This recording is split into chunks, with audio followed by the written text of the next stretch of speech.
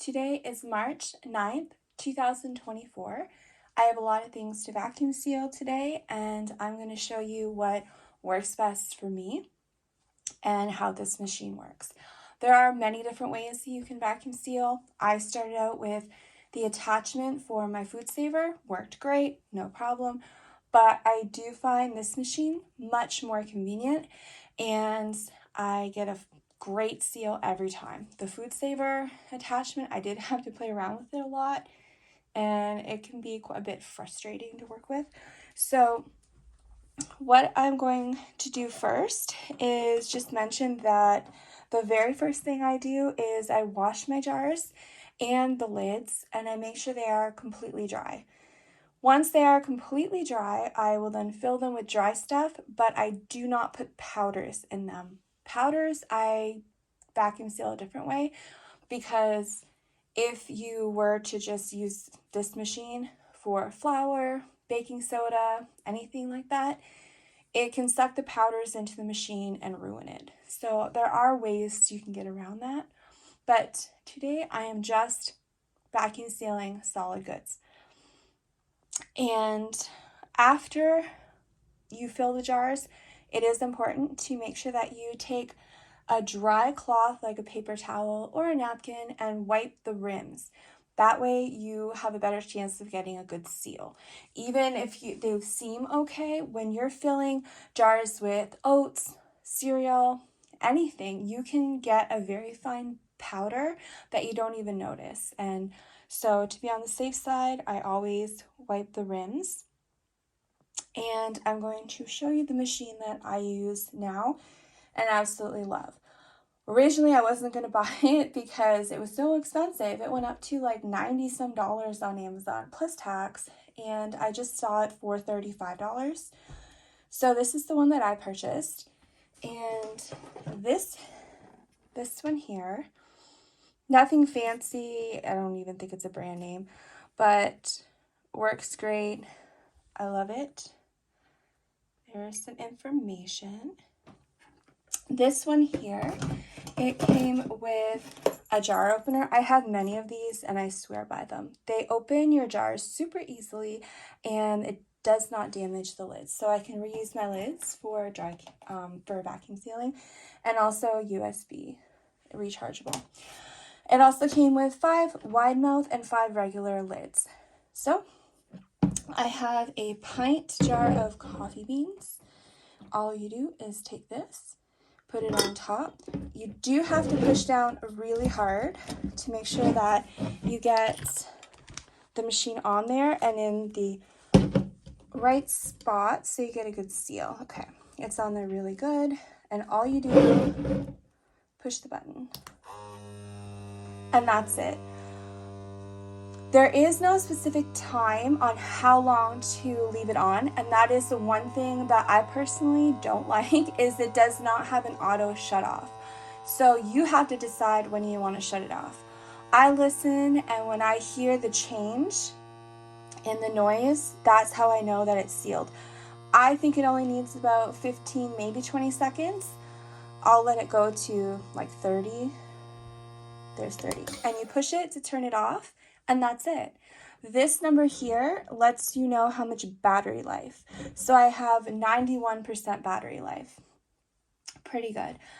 And when you are finished, you just pull it off.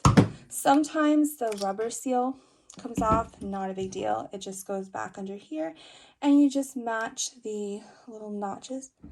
So there's 2 little notches, and then you put the other notch on this side, and it goes right back in. Super simple, super easy. And then you just make sure that you can lift your lids up by your fingers, like this. And that's how you know you have a good seal. And there's my coffee beans. If you want to use this for wide mouth, all you do is you find your little notch, turn it to unlock, and there's your wide mouth. And then you can put it back on, lock it, and it's that simple. Super simple, super easy. I absolutely love it. There is something that is a little bit of extra work, but I just think it looks better. And what I do is I take the packaging. So I love Sabology brand tea. It's a Canadian company that branched out into the US, and they have extremely high loose leaf quality teas and medical grade teas where it's herbs and roots. So this one is the detox, and I just cut this off of the packaging and also the ingredients and the directions, and I just tied it on here with a little ribbon so I know what it is and the ingredients. Makes it nice and easy. Same thing for these here. This is just store brand macaroni noodles, and I attach these to it. I also like to write on the lids what it is I canned and the date I canned it. And once I'm all finished, I will then take my rings and I put the rings on my jars. When you're canning on a stove, you do not want to do that, because if you have a false seal and it reseals, you've gotten air into your jars, you get botulism, all this stuff. But when you're dealing with dry goods, it's actually a good thing to put that ring on there, because if the seal comes off a bit, it's going to reduce the amount of air that gets in the jar. If you get air in the jar, it's not going to do much other than your food will go stale. So it's not going to hurt you to eat stale food. It's not going to taste good, and I would not enjoy it. But it's better to have the ring on. So if you get your seal comes off, then it's that ring is holding it on as much as possible, so you get the least amount of air. And by the time you notice, you will have food that is much fresher than if the seal came off and you didn't have the ring. So I do put my rings back on. And one thing that I also like to do is I like to can things in the jars depending on the size of what I'm going to use it for. Some things I will use these, I think they're half gallon, I don't remember, but I'll use these great big huge jars. I have rice in here, and these are great. But there's times when you may have a financial emergency and you have an unexpected bill, like a well water pump stops working and you have to pay $1,500 that you weren't expecting. And so for any reason, it could be a snow blizzard, a hurricane, just whatever comes your way, and you are not able to get to a grocery store and you have to, or you don't have the money and you have to make do with what you have. So in the event of an emergency and you have to live off what you have, I find it works out great to be able to see what you have of each thing and divide that up by how long you think you're going to need to make that last. I like to have baskets on hand. So if for some reason I know I might not be able to get to the store for like 2 weeks and I have to make do with what I have, I can take baskets and I can put a basket for week 1, a basket for week 2, or I can separate it into days and have 14 baskets for 2 weeks. And I can see exactly what I can have each day. And so when you are packaging up cereals or anything like that, I like to do them in the pint jars. So if I have to divide my food up, it's so much more convenient to just say, okay, here's a pint of cereal that can go for one day, and you have a different kind of cereal that can go in a basket for another day. Or you can also trade these too. If somebody has something that they don't really want and you have something you don't really want, but you like what the other person has, you can trade a pint of this with your neighbor for something else. I personally don't eat cereal. I don't eat a lot of the stuff that I don't drink coffee. So a lot of things I have were just gifted to me by really nice people who think, they mean well and they think they're helping and doing something nice, but I don't eat this stuff. So for me, I use it as emergency food. There may be a time when I don't have anything, or I know somebody that doesn't have anything and I can pass it on. And so these things, instead of them just sitting in the box and going bad, I can vacuum seal them and they stay fresh for like 20 years. So by the time, if I need them 6 months from now or 2 years from now, they're going to be just as fresh as they were when I opened the box.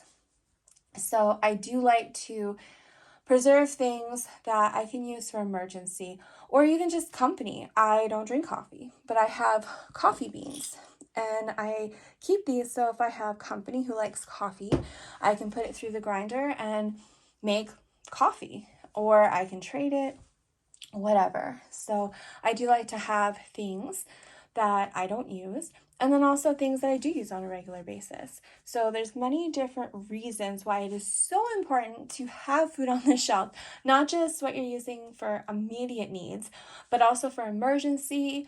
Also factor in company. You may have company that likes things that you don't like, and it's good to have it on the shelf, but you don't want to buy something and it just sit there and then go stale.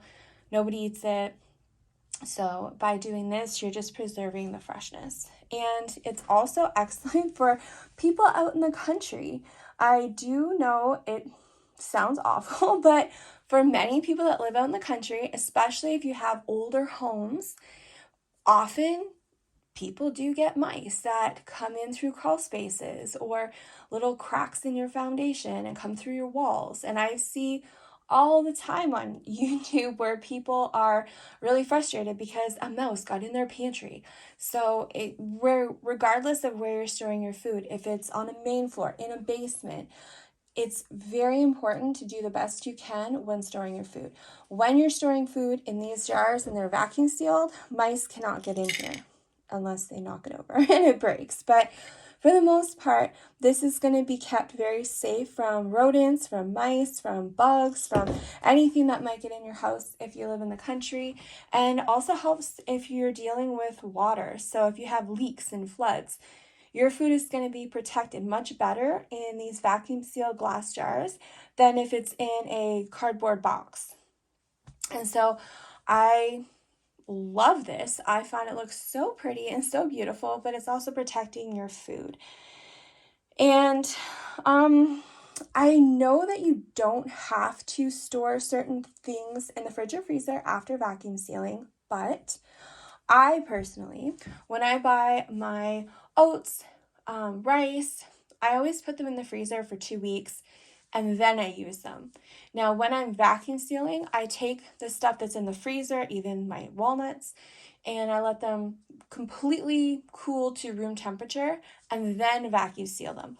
Once I vacuum seal my oats and nuts, I do like to put them back in the freezer.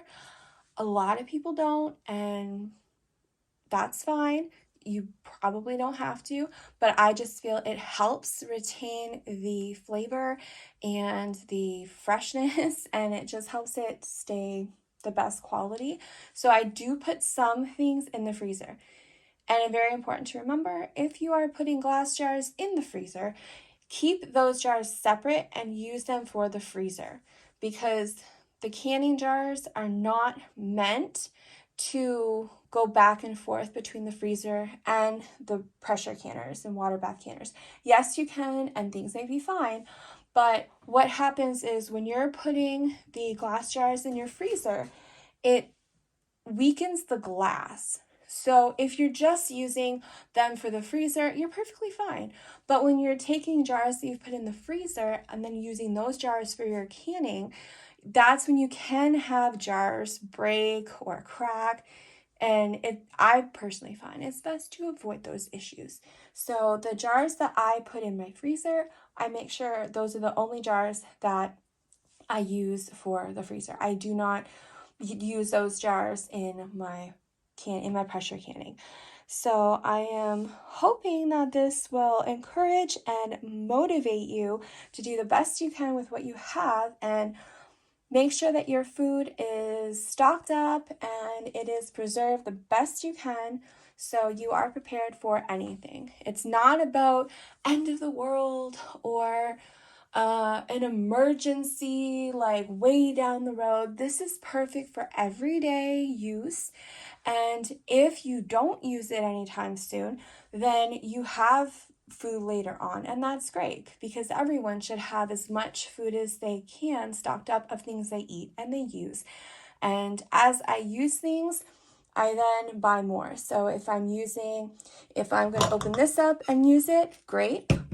Next time I buy my oats, I will vacuum seal them up and I will put the new ones at the back part of the pantry. So I'm using all of the things that I buy, and I'm also keeping a stock and I'm rotating it and making sure everything's getting used and it's fresh, but I'm also retaining the stock that I have. And that's just a good way to live your everyday life, and it helps prepare you and your family and your friends. And I also do this for pet food as well. So anytime I can buy extra pet food, I put my pet food in the large jars, vacuum seal them, put it on the shelf, and then when I need it, I can use it. If I have extra pet food and I have the money to go to the store, I don't need to open the jars on my shelf that I have vacuum sealed because they're going to stay fresh for so many years. So I will go to the store and I'll buy fresh pet food from the store and I will use that up and I will leave the jars on the shelf that are vacuum sealed. And every time that I have extra money, I can buy extra pet food. I can just add to it, and over time I can actually build a stock so I have it when there's like bad snow blizzards. And out in the country, especially in the mountains, there's snow drifts. And out here, there's many times when the roads are closed for a long time because the plows can't get through them. The snow drifts are too big and too tall, and you're stuck. So there's been times when people here have been stuck for a whole week. They can't get out the road. And it's good to just have that extra on hand. So if it's a snow blizzard or you have bad hurricanes, maybe it takes out the grocery store, anything. This is just a really good way of life to have that extra and whatever it is. Even if it's foods, I'm very particular. I try to only eat organic, all natural, healthy, good stuff. So this store brand macaroni, I highly doubt that it's really healthy to eat. It's probably been, the flour's probably been sprayed with Roundup and who knows. It's also a dark color, and the healthiest pastas are the ones that are the lighter colors because they've been set out longer to dry. But it's good for emergencies. So if you're gifted foods that you actually like and would be willing to eat in an emergency, absolutely vacuum seal it up, put it on the shelf, because if you can't get the good healthy stuff that you want and that you need, then at least it's better than nothing. And you don't have to eat it every day. This is good stuff for emergency and everyday use. So if there's an emergency, I will eat the store brand non-organic pasta. But on the other hand, I'm also, anytime that I can purchase organic things, then that's what I'm going to do. So the organic oats here, I know that, I can really have a huge stock of oats and all of the things that I enjoy eating, and then have a section of the things that are really for emergency that I'm not going to use in my everyday life. And that's, like cereal and my macaroni and whatever it is that you don't really like but would be willing to eat, you can have a section of that's just for absolute emergency. And then you can have your everyday foods separate and really try and stock up on those. Especially things like organic cane sugar. That's not going to expire. You can stock up on that, and if you don't use it for 5 years, that's fine. But it's a way to retain your wealth. What's the price going to be in 5 years? There's a lot of things that are actually a good financial investment to make, because what was the price of basmati rice 5 years ago, 10 years ago, and look at the price now. So when you're vacuum sealing some organic basmati rice, this is going to stay fresh for like 25 years. So, I use this all the time. So yeah, I'm going to stock up on this as much as I can for now. And also every time I can buy extra, I'll buy extra, vacuum seal it. And if I use it in 1 year, great. If I use it in 5 years from now, not a problem. So it's also a good way to retain your wealth. So what you're paying for things now, probably going to be cheaper than what you're paying for them a year from now, 2 years, 5 years. So things that are not, going to expire or go bad are the best things to stock up on to use the best of your money. And even things like cereal that, does go stale after a little while, it's vacuum sealed. So even though some things may say best before date is like a month from now or 5 months from now, once you vacuum seal it, it's going to be the freshness that it was when you first opened that package. So if you open the package and it was stale, it's still going to be stale. So it is important to remember that when you are vacuum sealing, make sure that the quality is what you like, because when you open that, it's going to be how it was when you first vacuum sealed it. And I will see you in my next video. God bless everyone, and I wish you all the best.